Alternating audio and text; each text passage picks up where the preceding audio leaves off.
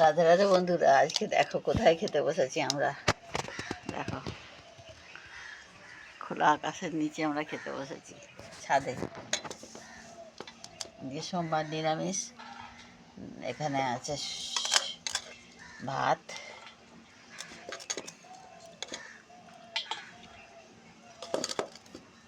ভাত, আচ্ছা একটু নুন দিলাম।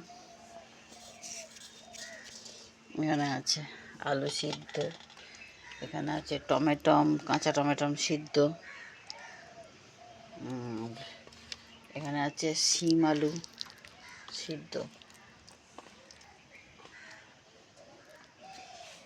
এখানে আছে নতুন আলু, ছোটো ছোটো নতুন আলু ভাজা।